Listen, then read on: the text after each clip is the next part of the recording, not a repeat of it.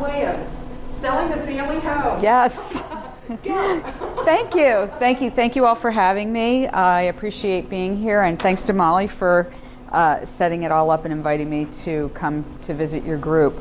I could probably spend an hour on each of the topics that are going to be covered in this presentation. So this is really meant as an overview to give you some considerations if you're thinking about selling your parents' home or if they're thinking about selling their home. The handouts that I have here, one is the consumer notice. This is something that we give to everyone before we start having a real estate conversation with them. I won't go over that, you can read it, but how many people in here have sold a home within the last 7 years, 10 years? Something like, things have changed quite dramatically since the time either you have bought a home or especially since when your parents bought a home. A lot of times back in the 50s, people bought a home on a handshake. They agreed, they said this is what we're gonna do, and people moved in and things were more loosey-goosey than they are today, and mostly because of litigation. Things have gotten very complicated.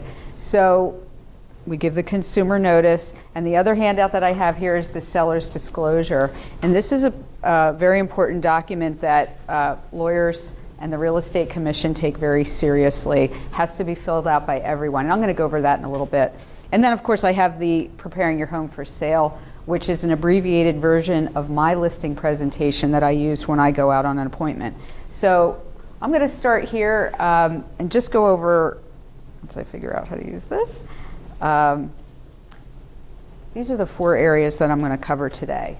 The motivation to sell, the cooperation of family members, preparation and pricing, and then the actual sales process. Selling a home, most people thinks it's pretty simple. You contact a realtor, you put a sign in the yard, you get an offer, and you go to settlement. The complications that come into play when it's selling the family home is that they may not want to sell, the parents might not want to sell their home, but it might be time to sell their home, or it could be a situation of an estate. So not knowing where everybody is today, I'll just go through the various scenarios that I've gotten involved with as a realtor.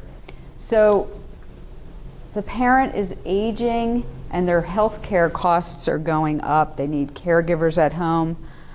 You're monitoring the bank account and you're seeing that there's enough money left for 3 years or 5 years maybe, and the situation's not getting better. That might be a good time to think about selling the home. You'll also have carrying charges with the home itself, and by that I mean everybody has these same charges. They're just harder to take when you're on a fixed income or no income.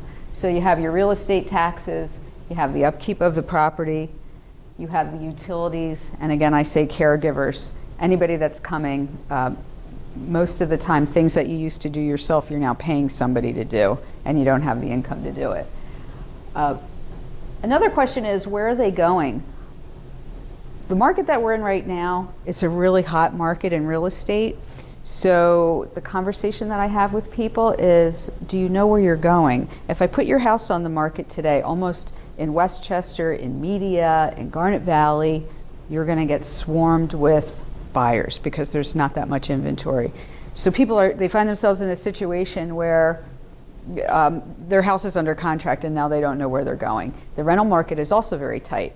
So it's good to have the conversation. Are they going into assisted living? Can they go into a condo? Are they going into Hershey's Mill? What stage are they and where do they plan to go? That's the first thing that you need to know. And can they afford to do that without selling the house? Okay. Are the parents staying in the house to appease their adult children because the adult children don't want them to move, or maybe somebody wants the house? So is this the parent's decision or is this your decision? These are all things to be thinking about. Tax consequences of selling now versus selling later. I'm not an accountant, but I do know that if you sell the home, you don't have to pay the capital gains tax, when you're still living. Whereas if the parent passes and then you sell it, then when you inherit it, there's capital gains taxes to be paid, and then there's probate, and that's a whole other situation. So that's something to be discussed with the family attorney, the accountant, other people who might Did you have a question? Okay. By the way, feel free to interrupt me at any time if you have any questions. Here again, I think I addressed this before. Do the parents want to move? Do they need to move? I have sold many homes in various stages of estates, people that need care, that type of thing. I had this happen with my own mother 3 years ago. She would call me every December or January when she got her tax bill. And then every time I would get my realtor self up there and say, here's what we need to do to get the house sold, spring would come along and they would open the pool and the grandchildren would be there and they said, well, we don't want to sell it now. I just want to look at my garden one more, want to be in my garden. Ultimately, nobody really wants to leave their home, but the decision had to be made. And it got to a point where when she finally did sell the house, she was not in a physical condition to do anything about it. So I always love it when people are in their 50s and 60s and starting to scale down because they're kind of taking control over their lives rather than having their children having to make the tough decisions for them. So that's for us, our age category to know, not just our parents. But the other thing is, can the parent live alone? If there's one parent, are they able to live alone? Is it safe? And the other thing that I worried about with my mother is, was my mom going to be there when the home was being shown? A lot of people come to an older person's home and they start having conversations with the seller. And it's not legal from a realtor perspective, and you'll see this on the consumer notice. When you have an agreement with a real estate agent, that real estate agent represents you, and for another realtor to be having direct conversations with you is a violation of the code of ethics. Because older people do tend to be honest, and they say, I need to get out of here, and I'll give you my desk, I'll sell you the piano, and they start having inappropriate conversations or things that might show their hand a little bit and not get them the best money. Also, it can affect, they might disclose things that you might not want to disclose to a particular buyer and limit your negotiating ability. So if at all possible, it's better if they're out of the home when the home is being shown, either moved completely or just out on a shopping trip or elsewhere. It's also painful, I think, when you're in an older home, a buyer will come through and say, oh, this kitchen is terrible. We're going to rip out these carpets. And it's very hurtful to someone who's lived in a home for 40 years and had birthday parties and anniversaries and everything there to listen to people's comments about what they're going to do when they get this house or when they steal the house. Again, do they know where they are going? Identifying the communities or facilities, getting the pricing for those facilities. How much care do they need? What are the costs, and how will the costs be funded? So that all goes to the motivation of why you want to sell. Any questions to that? Yes? So when they're going into assisted living, usually they have to sell all of their assets, and their house is one of them, right? Not always. Not always. Okay. In my mother's case, assisted living is a rental. She didn't buy, she's renting. So it's a monthly fee. And you can afford to pay this fee for so many months before you run out of money. So eventually you do sell the house. I think that's and I'm not well versed in the state institutions and things like that, but I do think in some of those cases you do have to sell off your real estate. And I think if it's being paid by Medicare and whatever, if there's a balance left over, they get your assets. Again, I'm not an expert on that. If you have an estate attorney, an attorney can help you decide what kind of structure you want to have. Do you want to put the property into a family trust? That way when it is sold, it's not going to the state, it's going to go to the family members. So but again, that's not my area of expertise, but I'm just saying to you, if that's a cause for concern, I do know estate attorneys and can make those recommendations also. Let's see. Identifying the decision makers. This is where things get sticky. In my business, when you're dealing with family members, one person might be the executor to the estate. They might have power of attorney. They might be the favorite child. They might be living in the home because they have nowhere else to live. And all of those things affect the sale. So again, if you receive an offer on a property, you might want to say, we need 3 days to come back with a response, as opposed to normal sales where it's 24 hours. because we've got to contact someone in California, North Carolina, wherever they live, and the whole family's got to, if you have 5 kids, they all need to agree on what we're going to do. Or you can appoint one person and make that decision. All these things I'm saying to you now, just in terms of preparation, should be thought about beforehand, not when you're listing the property. And just because it makes things a whole lot easier if you know this in advance. Are the decision makers local? How will they help? Okay, there's lots of people who can help with the sale. If the person who's the executor lives an hour away or 2 hours away, they could coordinate things financially and by computer, and they can sign documents, but can they help move the things out of the house and clean the windows and do things like that? Any problem relatives? This can be an issue where, and I'm going to show you some pictures in a little bit where, I'm not saying that it happened in these things, but you have a house for sale and there's bickering among the family members about who's going to get what. And the locks have not been changed and people are showing up, and every time you go visit the house there's something missing. That could be a nice thing to help market the house. So again, those things need to be identified and taken care of in advance, as much as you can with what's in your control. And who else can be of assistance during the sale? Your realtor is only one piece of this whole project. There's attorneys, there's home stagers, there are people who come in and declutter. There's a woman who will sit down with the relative and go, all day long and go through piece by piece what you want to keep, what you want to donate, what you're going to give to your relatives. And that's a really nice person to have, because this is a time-consuming process to go clear out the house. Okay, one of my favorite. By failing to prepare, you prepare to fail. And this is with you're selling your own house. This can be applied to really anything. I think the biggest thing is knowing what you're getting into before you get into it. Now here are the biggest home seller mistakes. According to a recent survey that was done, the biggest mistake of a home staying on the market is overpricing. And I think this can happen very easily with seniors. I remember, and people think, they're thinking in the 80s or the early 90s, well, my neighbor's home sold for $400,000, therefore my home should sell for $400,000. But your home has linoleum floors and old bathrooms and needs a new roof. No. And a lot of times I've been on listing appointments where the person will say to me, but the other realtor gave me $450.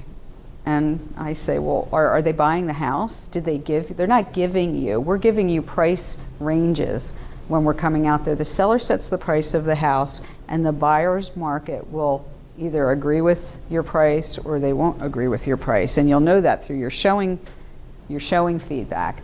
So pricing is probably 80% of your marketing. And I'm not here to say that you have to stage your house, that you have to pre-inspect your house, that you have to fix everything, but if you just need to price it for the condition that it's in. Showing availability, again, people who restrict their showing, this is 34%. I don't run into this a whole lot. Cluttered space, this is a big one. And again, I think with seniors who have a lot of medications, this is also a big liability now, that people will come in posing as buyers and look for particular types of medication and steal it. So another reason to have medications locked up and to have the parents out of the house while it's being shown. And if you have to have an open house, bless you, if you have to have an open house, bless you, that's like on a case-by-case basis. Some people are not comfortable with that, depending on what the situation is. Unwilling to negotiate, unpleasant odors, cats are a big one, and they won't make repairs. And won't make repairs is very common in a older situation. I'm selling it as is, and that's fine too. So, bless you again. Okay.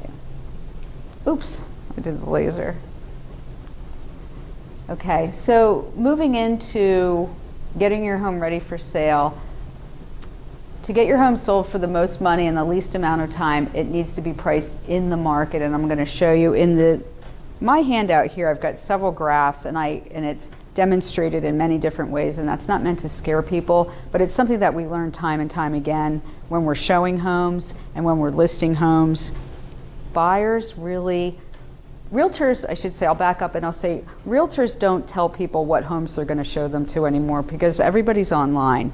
I get an email from my buyers saying, we want to see this home, whether I send it to them or not. I know in my mind what the good homes are in the area, and I can send them over to them, and if they're not looking good online, they'll say, no, we don't want to see it. And sometimes I have to drag them there to say, this is a really good value. But it is so true that the buyer's agent doesn't always dictate what homes are going to get shown. And the fair market value of your home is determined by the market, not by the realtor, not by the seller. It's what the seller and the buyer are willing to agree on. Okay, so this screen, or this is just one of them, and this is probably the best one. Like I said before, you don't have to fix up your house to sell it, but you do have to price it in comparison to the other comparable properties that sold in the market. And one of the biggest reasons now is if your parents' home is an older home, I'm thinking of an older ranch home that sits on 2 acres maybe, and nothing's been updated in a long time, might sell for $300,000. The buyers in the $300,000 market are typically your first-time home buyers or people that are moving down or investors. Okay, so we all know that investors want to make money, so they'll say, leave your house out as it is, and I'll buy it as it is. You can even leave all of your garbage in here. We'll get rid of it, but we're only going to pay you $250. And it's a cash sale, and people love to hear cash sale, but you pay for that. So the first-time home buyer, they don't have cash, and in fact, they might even not have enough money to scrape together a down payment. They might need to get an FHA loan, and an FHA loan requires lots of repairs.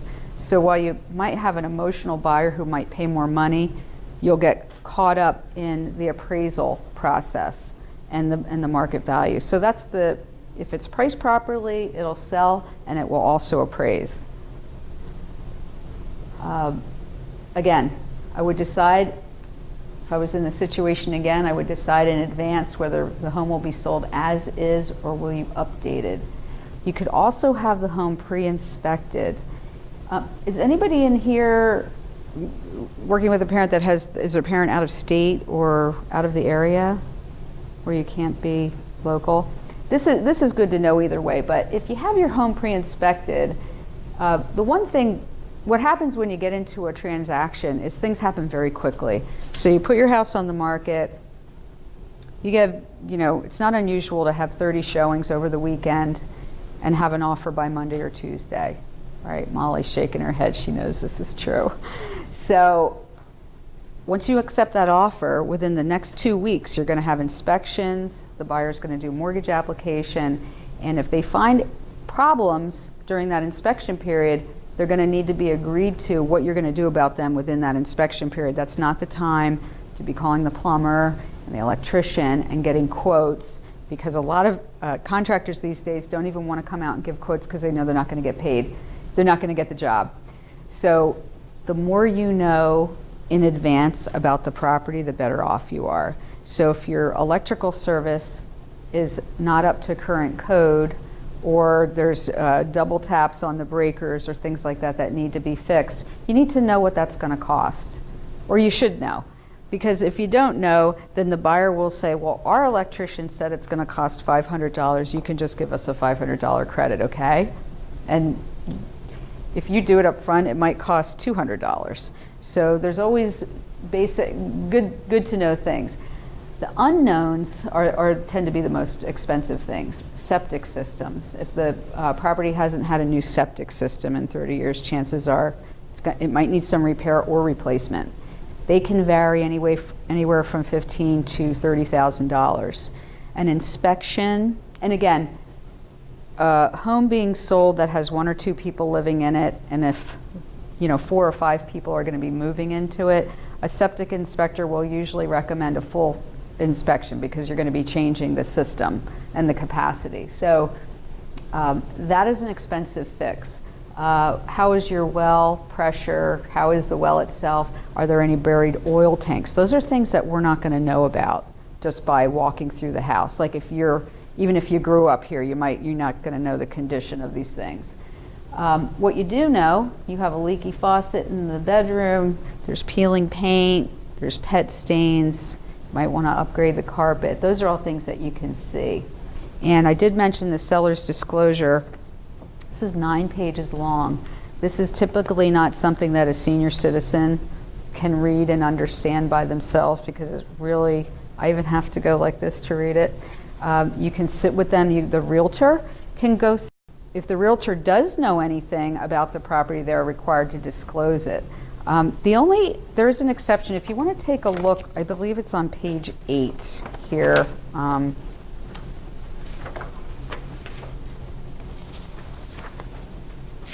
Everybody is required to fill out a seller's disclosure, except for a trustee or executor. So if you're an executor, you can say, yippee, I don't need to fill this out. Buyers are on their own, and you just sign it and give it back to the agent. However, I just had 2 days of training on this. Most of the lawsuits that happen in real estate happen over things that were not disclosed.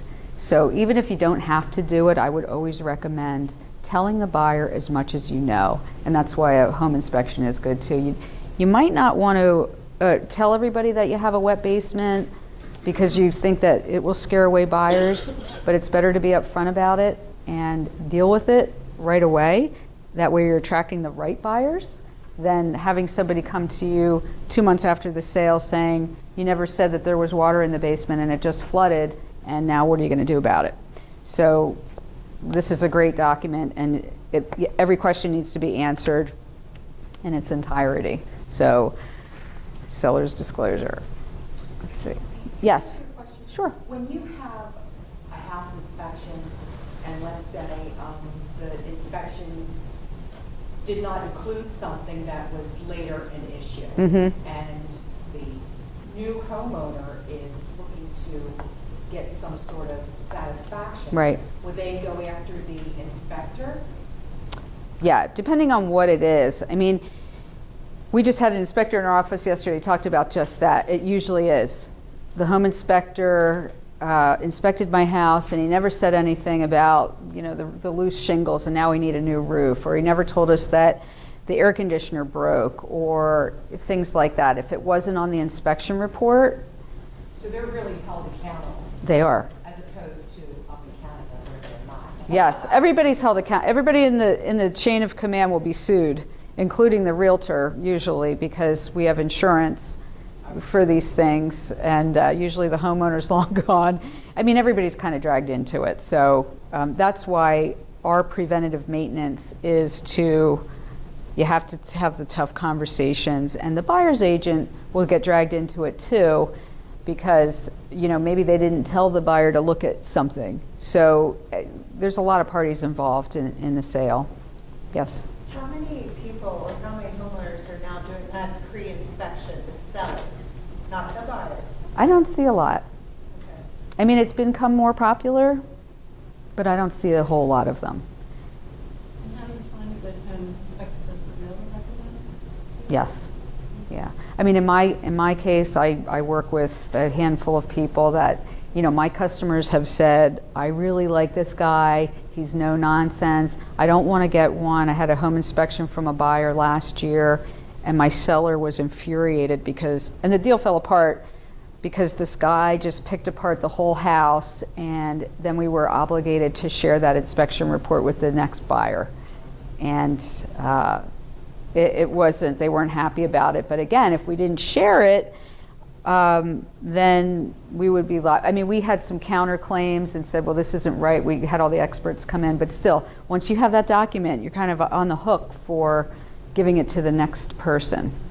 So that is who you're required to. It's not like, oh, I just want to make sure so that this person gets it. Unless you can transcribe the entire home inspection report onto this form, No, because these inspection reports are like 35 pages long, and they have photographs and everything else. And we have somebody sign this to fix or not to fix. Again, just because you have a failed septic system doesn't mean you need to fix it. I mean, your parents are probably already, you know, having enough financial burdens on them already. They don't want to lay out another $15,000 to fix the septic system.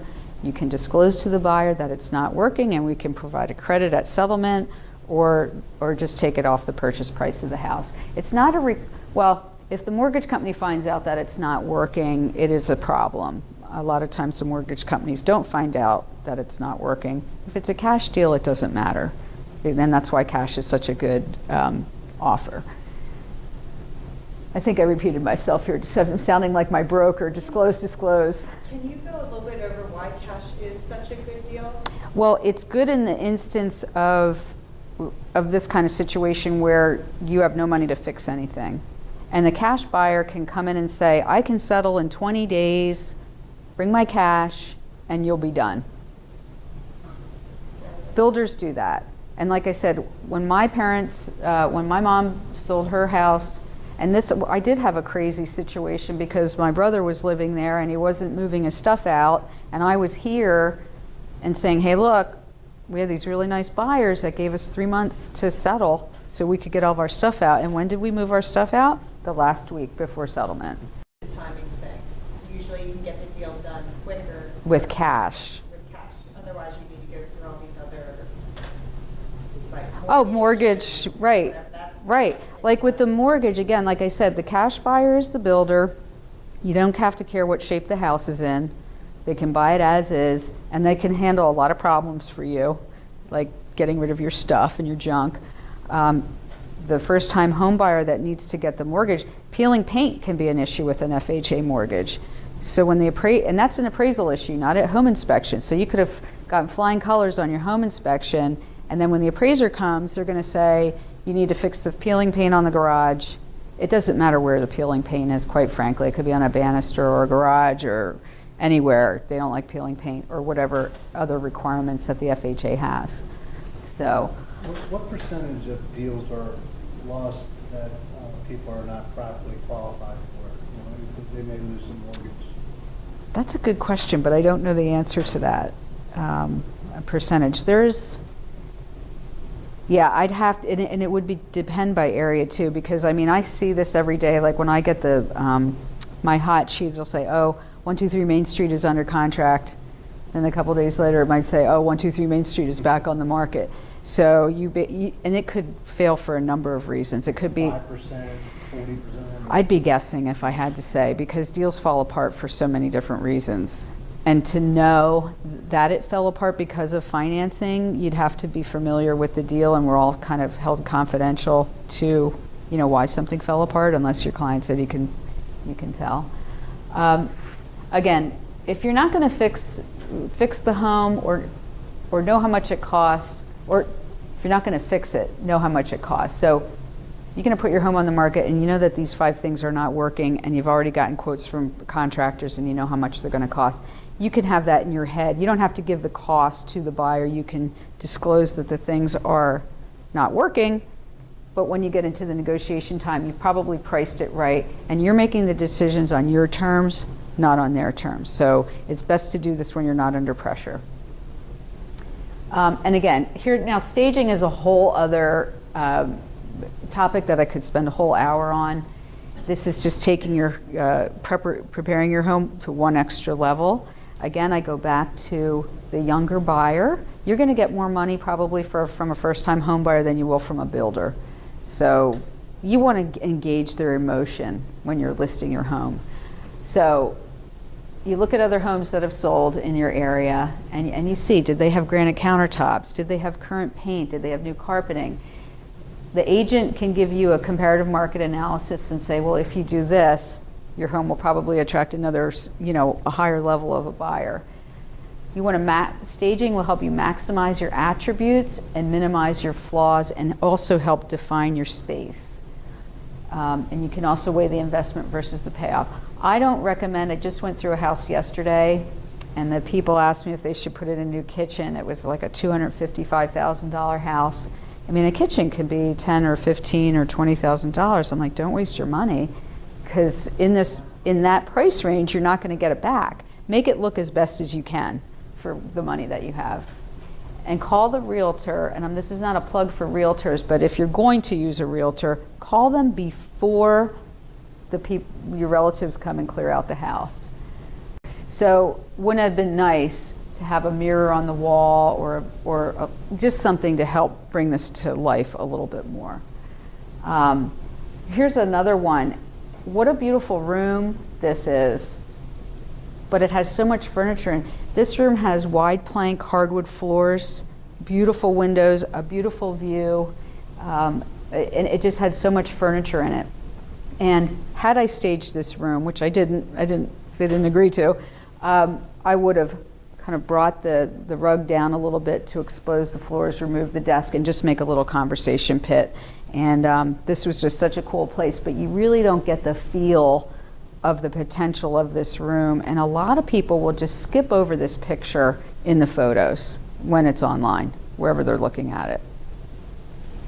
And I could give 100 examples of that, but you get the idea. People kind of buy with their eyes and their emotion, not with their logic. So you have about 15 seconds to get the first impressions. Here again, the younger buyer are getting updates on their phones. So a listing comes through, they see it on their phone, and they send you an email and say, like, I want to go see this house tonight. If they see a picture like the other two, then they might wait until the weekend, or they say, well, we're going to wait on that one a little bit. Selling to the HGTV generation, a lot of people are hooked on that show, so they expect everything to look like a Pottery Barn studio. Again, you generate the highest and best price and attract multiple offers when you're staged. So this has been proven time and time again. The other thing that it helps with is when you have your inspection, the house has been cleaned, it's been staged. Home inspector is a human being, the buyers are human. They think, oh, the people are taking care of this house. This looks good. As opposed to the one that's not staged and it's cluttered, they start looking for problems. So it helps in that instance. It also helps with appraisals. Again, appraisers live in our communities. They're normal people, and they come out and they are accountable more than anybody to a bank. If there's a bad appraisal and something happens with that mortgage, they're looking back at the appraiser. So they have to validate every number that they hand out, and that's really important. This is a big quote that we use at Keller Williams. People don't care about how much you know until they know how much you care.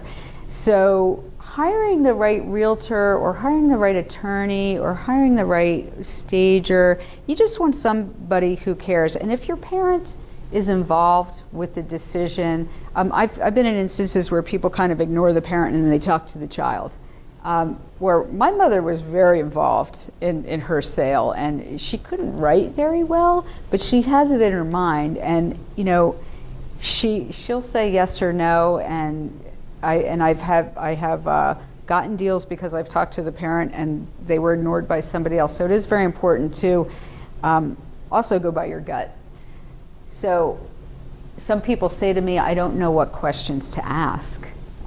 There is a statistic that I think it's about 80% of the people will hire the first person that they interview, simply because it's easy. It's Uncle Bob, or it's someone that you know who has been recommended. And they don't really want to have another interview with somebody else, because that means that they might need to go back to the first person and say that we didn't hire you, and that's a tough conversation. A lot of people don't like that confrontation. So if you do interview 2 or 3, you want to know about their communication skills. Are they going to return emails? Are they going to return them promptly? If they don't know an answer, do they know where to get them? How will they market your property? What kind of connections do they have? Do they know a plumber? Do they know a contractor? Do they know an attorney? How are they going to help you with this sale? Yes? How much does a stager cost? It depends. It could be anywhere from, now I have a stager that I work with who does works with a lot of people who are moving into Marist Grove.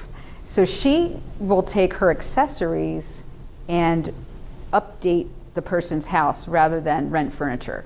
So if you're, if you're selling new construction, it could cost $6,000 to stage a property. But if you're just renting accessories, it might be $200 a month. So she rents her accessories, or maybe a chair or pillows, just things to make it more current, to maybe pop some colors and do things like that. So the answer is that it depends, but the stager will come through. I like to do good cop, bad cop, so I'm not giving all the bad news. I'll go on a listing appointment and I will bring the stager with me, and then she will write a report and say what needs to be done and how much it will cost. Does it usually split up by the stager costs this much per hour and then this much for rental? How does that break down? What does the sample proposal look like? Yeah, so for the woman that I work with, she will do something that's called a walk and talk for $75.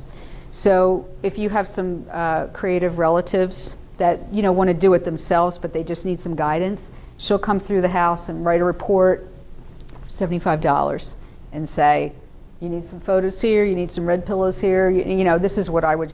Or she also has she's got a big box of paint swatches. If you've got a green living room or something like that, and she could give you some suggestions of maybe if you're going to paint. Paint is a big thing that can do a lot of, make a big difference in how a home shows. So she can do that. I don't know what her hourly time is, but basically if you have to rent furniture, it's one cost, and that's really just a pass-through. And then it's whatever time she takes to install it. And then it would be a monthly fee after that. Typical rental fees are 3 months. And I do recommend to keep it staged once you've got an offer, because if the offer falls through, you want to keep it staged, you want to keep it staged for the inspection, you want to keep it staged for the appraisal. And then once you've got the mortgage commitment from the buyer, and then you can start moving it out. But I like to know that it's a solid deal before moving out furniture. Does the realtor have references? Do they know the neighborhood? If you do get involved with family relatives who know something about real estate, or they have the real estate license but they're not in the area, that does have positive impact. Local realtors work well with other realtors, and I'm not saying that you can't do it. I decided to hire a local person to have that arm's length distance, so I didn't get emotionally involved in the transaction. How many homes have they sold? Are they patient people? Are they impatient people? Are their personalities going to work with you? So it's just like hiring anybody else that you would for a job. Looking for a quick sale or looking to help.